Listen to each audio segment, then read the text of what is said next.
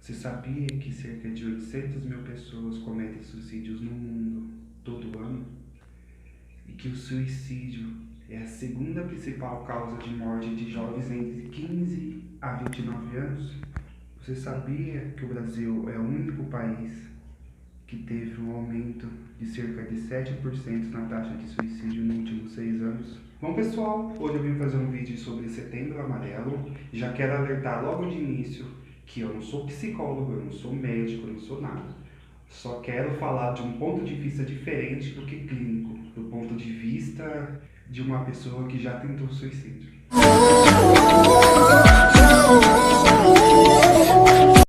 Eu resolvi dividir este vídeo em 3 partes, que eu julguei que eu poderia falar em 3 partes.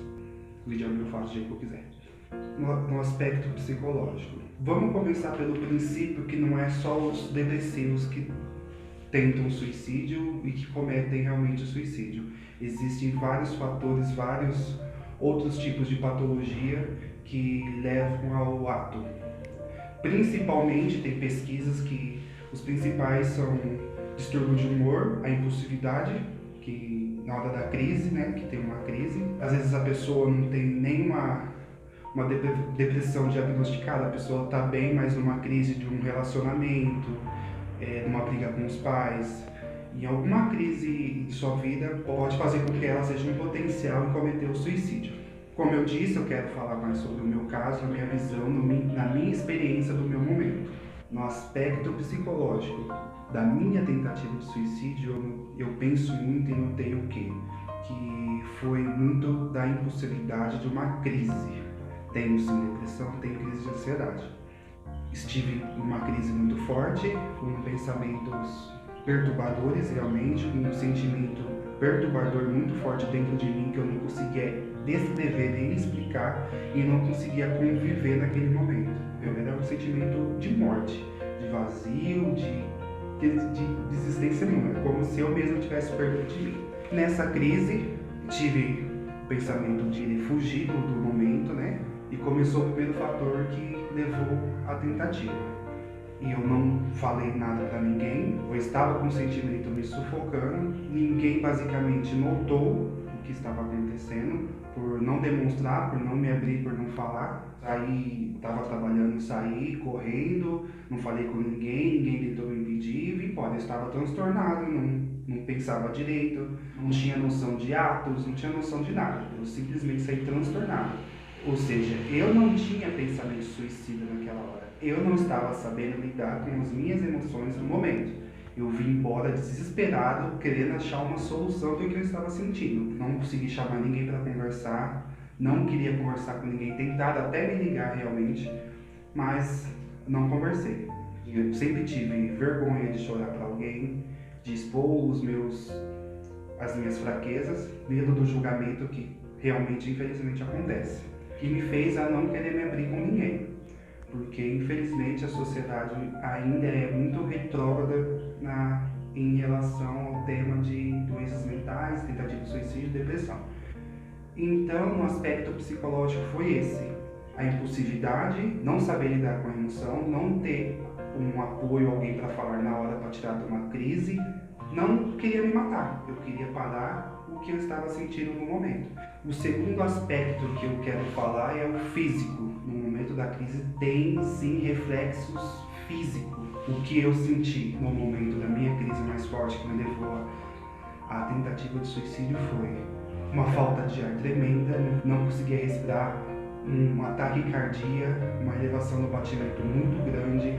Era como se o coração quisesse sair do peito. Então, além das pressões do pensamento, do aspecto psicológico que a gente falou, eu tive reflexo no aspecto físico, que piorou o quadro psicológico, junto às duas. A crise de ansiedade em si, pensamentos de sofrimento ou sentimento de vazio, aquela agonia, mas a falta de ar, a palpitação, um sentimento que parece que realmente eu tô morrendo lentamente, tô me afogando em mim mesmo. Então junta tudo num bolo só e acaba se tornando o que aconteceu. Eu queria acabar com aquilo, eu não queria nunca mais sentir o que eu senti naquele momento. E isso só reforça que esses tipos de doenças mentais são sim doenças e são um problema de saúde pública que deve ser tratado e levado a sério como qualquer outra doença grave, porque o risco iminente de morte é muito grande. E o terceiro aspecto que eu acho importante falar também é o social. Muitas vezes, como eu falei agora, a pessoa tem um pensamento suicida, está em sofrimento, mas infelizmente ela tem vergonha, a sociedade ainda julga demais, os amigos julgam demais, a família julga demais. Às vezes as pessoas até acham que estão ajudando de uma forma, mas na verdade elas estão piorando muitas vezes o quadro. Por quê? Porque infelizmente hoje não existem muitos meios de informar a população sobre o assunto. Então realmente as pessoas são desinformadas, não estão preparadas para lidar, principalmente os pais. Vamos partir do princípio que 90% das tentativas ou dos suicídios podem ser prevenidos. Muitas vezes as pessoas levam os sinais de uma pessoa em possível caminho para o suicídio, da depressão ou outras crises mentais como frescura, como uma fraqueza. As pessoas não criam um espaço seguro para aquelas pessoas que recorrem muitas vezes à ajuda, que demonstram que estão em sofrimento, que têm pensamento suicida, possa se abrir e falar. Para mim, realmente foi muito difícil eu me abrir para uma pessoa e falar, não, essa coisa que vocês veem todo dia é uma máscara, eu choro muito, eu sou muito triste, é difícil. Quando eu falei a primeira vez, muitos não levou a sério. Ainda é difícil criar um ambiente seguro para que as pessoas possam falar. O segundo ponto da prevenção. Quando a pessoa consegue falar, consegue pedir ajuda, há muito julgamento e há muito do que apontando o dedo. Por exemplo, não o que aconteceu comigo, um exemplo. A pessoa vai lá e fala para os pais que, ai pai, eu tô mal, eu só sei chorar, eu só sei ficar triste, e a resposta do pai é, não, mas por que? Você tem tudo, eu te dou tudo, você tem um celular, você tem uma casa, você tem um computador que você quer, você tem a roupa que você quer, a comida que você quer na hora que você quiser. Não se trata disso, de não ter.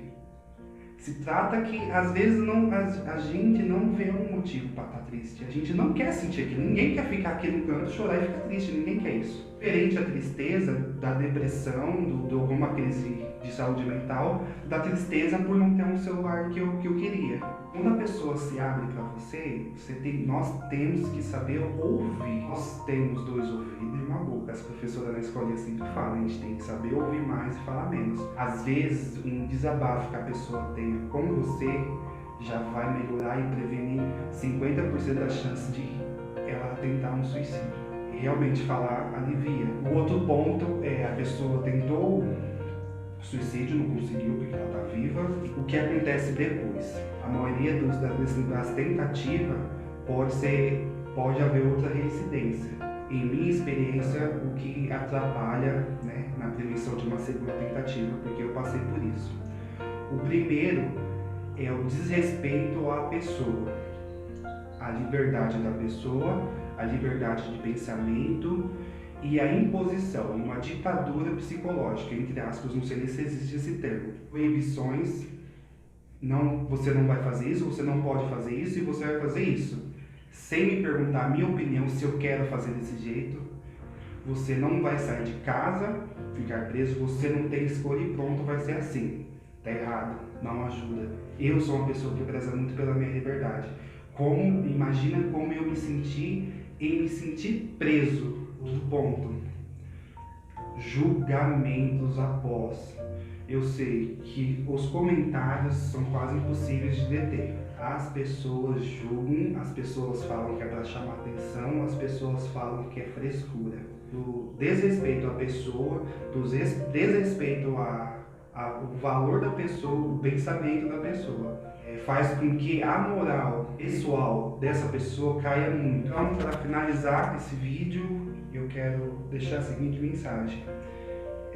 Existem pessoas que precisam de você, a sua família precisa de você, você ainda tem que viver muita coisa, haverão muitas outras lutas, haverão muitas outras alegrias na sua vida. Então fique vivo, converse, se abra e sim, busque um tratamento, procure ajuda profissional. Sim, sempre. Porque depressão é uma doença sim que deve ser tratada como tal.